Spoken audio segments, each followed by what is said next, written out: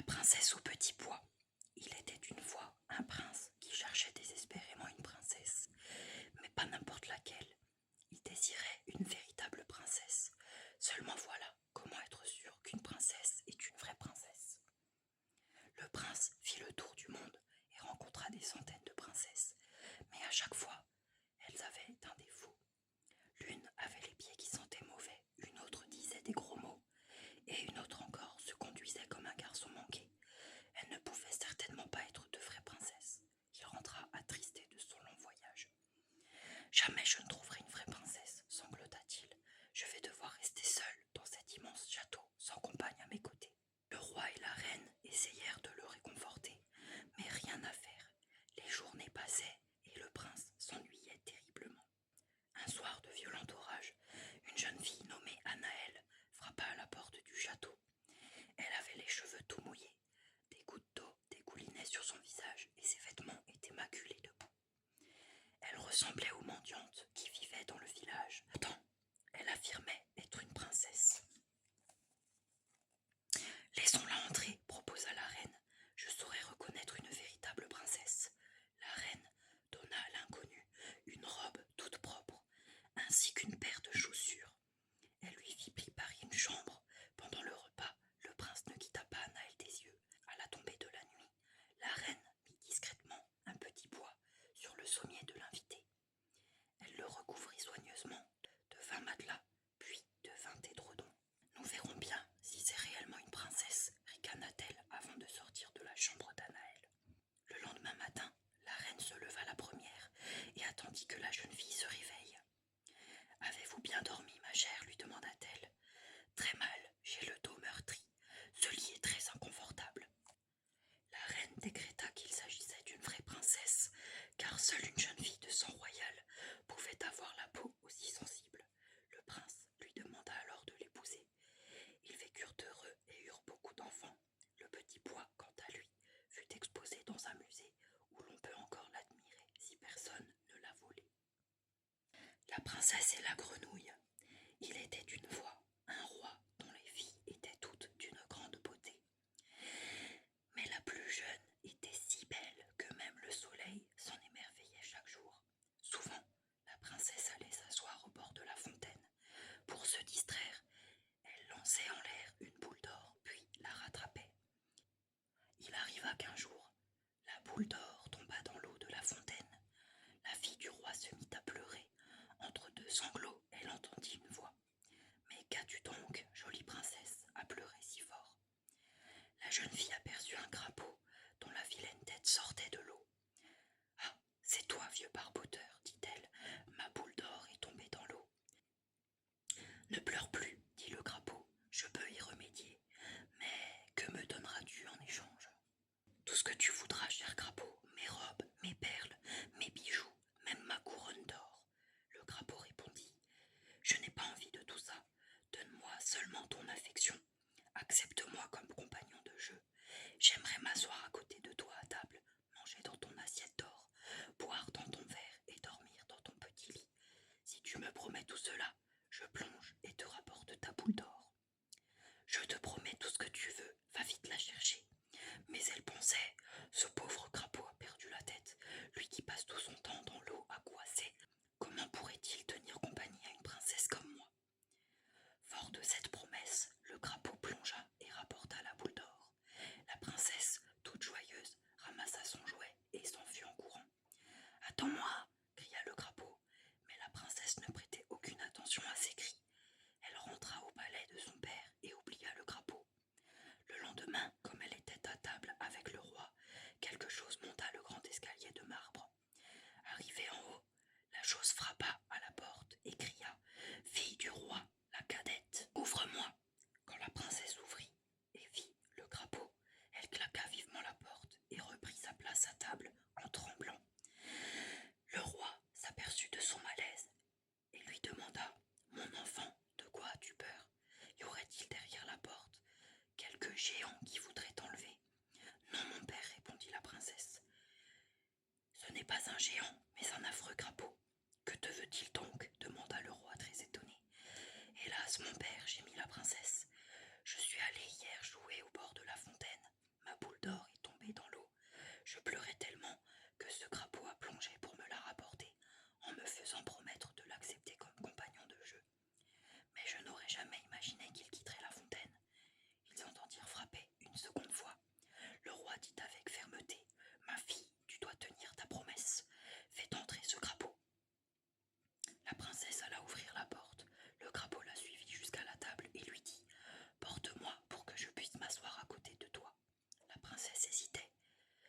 Fais ce que dit ce crapaud, cria son père. Et le crapaud sauta sur la table. Approche ta petite assiette d'or et mangeons ensemble. La princesse s'exécuta à contre-cœur. Le crapaud se régala, tandis que la princesse pouvait à peine avaler une bouchée. J'ai si bien dîné que je me sens un peu fatigué, dit le crapaud. Emmène-moi dans ta chambrette et prépare-nous ton petit lit de soie. Il est temps d'aller nous coucher. La princesse se mit à pleurer. Elle avait peur de ce vilain crapaud froid qu'elle osait à peine toucher et qui voulait dormir avec elle dans son beau petit lit. Mais le roi se mit en colère. « Ma fille, on ne doit jamais mépriser celui qui vous a aidé dans le malheur. » Alors, elle prit le crapaud entre deux doigts, le monta dans sa chambre et le posa dans un coin. À peine était-elle couchée que le crapaud se glissa vers elle et lui dit « Je veux dormir tout contre toi. Prends-moi dans ton lit, sinon je le dirai à ton père. » Rouge de colère, la princesse le saisit et le jeta de toutes ses forces contre le mur. Quand il retomba, ce n'était plus un crapaud, mais un beau prince, aux yeux pleins de tendresse. Il lui révéla qu'il avait été ensorcelé par une terrible sorcière et que seule la princesse avait le pouvoir de le libérer de ce maléfice. Celle-ci en tomba immédiatement amoureuse. Avec l'accord du roi, le prince épousa la princesse et lui promit de l'emmener dès le lendemain dans son royaume. Quand Lapin tut pas Tigre, alors que l'hiver était déjà bien installé sur l'île de la Guadeloupe, compère Lapin passa un matin près de la maison du tigre et fut immédiatement alléché par une délicieuse odeur. Il s'approcha, regarda par la fenêtre et aperçut de délicieuses victuailles en abondance. « Je dois absolument trouver une ruse pour m'emparer de cette nourriture, se dit-il, en se léchant les babines. Après avoir réfléchi un moment, le lapin eut enfin une idée. « Ça y est, j'ai trouvé !» Et aussitôt, il se mit à crier. « Alerte, fuyez, le cyclone approche !» « Mais enfin, que se passe-t-il? Pourquoi cries-tu ainsi ?» demanda-t-il au lapin. Le lapin, qui était fort rusé, prit une voix essoufflée et un air épouvanté pour lui répondre. « Compère Tigre, un grand malheur va s'abattre sur nous, car un cyclone terrifiant nous menace. Nous ne devons pas rester chez nous. Moi, je vais attacher ma misérable petite cabane pour ne pas qu'elle s'envole. »« Oh là là !» s'écria compère Tigre. « Toi aussi, tu devrais prendre tes précautions. Tu es si grand que le vent n'aura aucun mal à te soulever du sol et à te projeter au loin, » ajouta le lapin. Compère Tigre fut vraiment effrayé. Le cœur battant, il supplia compère Lapin. « Oh, aide-moi, je t'en prie. Que dois-je faire ?» Le lapin, ravi de voir fonctionner sa ruse, répondit. « Je vais t'attacher solidement à un arbre. Ainsi, tu ne risqueras rien. » Compère Tigre, qui était très crédule, fila chercher chez lui des lianes et des cordes. Et tandis que le lapin commençait à l'attacher, il répétait « Serre plus fort !» Aussitôt le tigre saucissonnait à son arbre. Compère Lapin se précipita chez lui, remplit son sac de provisions et fila ventre à terre. Bien plus tard, alors qu'il descendait à la rivière, l'éléphant entendit gémir dans les arbres. « Détachez-moi, par pitié !» L'éléphant s'approcha et découvrit le tigre contre un manguier. Il en fut très étonné et lui demanda pourquoi il était ainsi attaché à cet arbre. « Ce coquin de lapin s'est bien moqué de moi, et nigaud que je suis, je me suis laissé faire. » Et tandis que l'éléphant tentait tant bien que mal de dénouer les liens qui entravaient le tigre, compère Lapin se prélassait sur un radeau en pleine mer, le ventre gros comme un sac de sucre. Il profitait du soleil. Qu'on est bien chez soi. Un jour, Suzy, la petite truie, observe papa cochon, maman cochon, les petits frères cochons, et s'écrie « On est assez, vous êtes sales, vous mangez comme des cochons et vous sentez mauvais. Moi, je veux être propre, manger bien comme il faut et sentir le savon. » Aussitôt dit, aussitôt fait. Suzy prend son baluchon et part sans se retourner. Sous le porche de la ferme, Suzy aperçoit un chat faire sa toilette. La petite truie est ravie. Enfin, un animal qui prend soin de lui. Elle s'approche et lui demande avec envie « Pourrais-tu m'apprendre à devenir un chat ?»« Bien sûr, c'est facile. Il faut se laver, dormir et chasser. » Le chat explique à Suzy comment se laver. Mais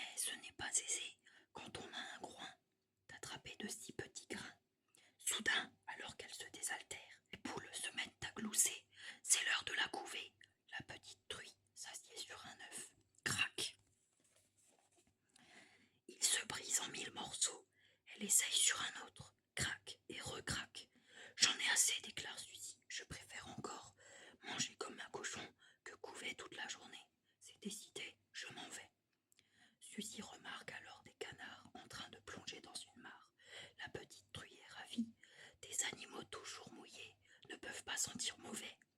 Pourriez-vous m'apprendre à devenir un canard? Bien sûr, c'est facile, il suffit de plonger. Sans hésiter, Suzy s'élance dans la mare. Splash! Elle éclabousse tous les canards. Au secours, appelle Suzy. Je ne sais pas nager. Ses amis se précipitent pour l'aider et la sortent de l'eau. C'en est trop, s'écrie Suzy. Je préfère encore sentir mauvais que me noyer. Cette fois, je rentre chez moi. Suzy n'a plus qu'une envie, se rouler dans la boue. Mais quand elle revient à la porcherie, son père porte un nœud papillon, sa mère un collier de perles et ses petits frères des mocassins vernis. Tout le monde s'affaire autour de Suzy. Ses petits frères lui passent une serviette autour du cou. Son père lui tend des couverts en argent et sa mère l'asperge de parfum. Mais au lieu d'être ravie, Suzy se met à pleurer. Je veux être sale, manger comme un cochon et sentir mauvais. Papa cochon, maman cochon et les petits frères cochons se regardent ébahis. Dans l'instant, tout le monde se jette dans la boue, la tête la première. Ah, quel caractère de cochon cette Suzy! Rayata est l'esprit de l'eau. Le village de la princesse Rayata était situé loin de tout. Loin des autres villages, loin des animaux sauvages et surtout loin de la rivière. Tous les jours, les femmes de la tribu Rayata, y compris, devaient marcher pendant des heures avec des jarres sur la tête pour aller chercher de l'eau. C'était un travail difficile et épuisant. Vides, les jarres pesaient lourd, mais pleines, leur poids était si insupportable que les femmes avaient l'impression de s'enfoncer dans le sol à chaque pas et souffraient d'horribles maux de tête. Un jour, Rayata demanda aux autres femmes de rentrer au village et de la laisser seule quelques instants. Elle était fatiguée et avait envie de profiter un peu de la fraîcheur de la rivière. C'était son privilège de princesse. Elle plongea les mains dans l'eau et laissa l'eau couler sur sa peau. Soudain, Rayata entendit une petite voix l'appeler. « Princesse, sors-moi de cette rivière et ton eau deviendra légère. » Rayata aperçut alors un petit esprit prisonnier d'une plante d'eau. Elle plongea la main dans la rivière, en ressortit l'esprit. Elle le posa sur un rocher et la créature lui dit « Rentre au village et reviens me voir quand tu le souhaiteras. » Perplexe, Rayata reprit sa jarre. Elle lui parut tellement légère qu'elle faillit tomber à la renverse en la soulevant. La princesse rentra au village en courant et raconta son histoire. Le lendemain, les autres femmes de la tribu essayèrent de trouver l'esprit, mais il avait disparu. « Ce n'est pas juste, maugréait-elle. Rayata a tous les privilèges, même celui de ne pas sentir le poids de l'eau. » Pour faire taire ces commérages, la princesse proposa aux femmes de porter leur eau.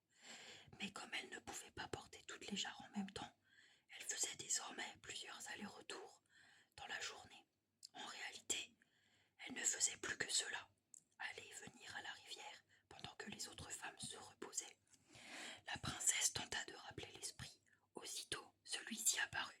« Je voudrais que l'eau me pèse à nouveau, demanda Rayata. Finalement, j'étais plus tranquille avant.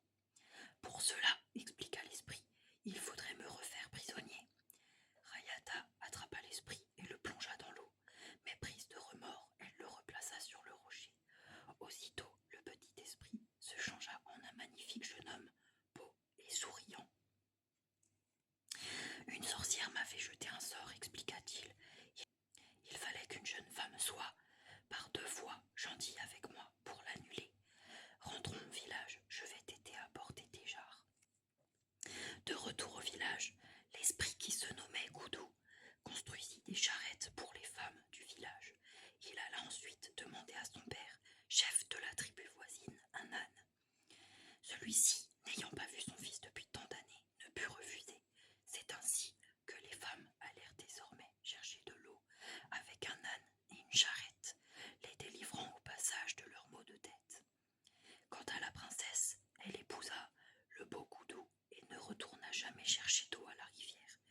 Désormais, elle n'y allait que pour y plonger ses mains et se rafraîchir en souvenir de sa rencontre avec Goudou.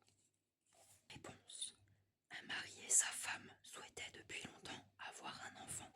En vain. Un jour, la jeune femme aperçut dans un jardin voisin de magnifiques plantes connues sous le nom de réponse. Elle se mit en tête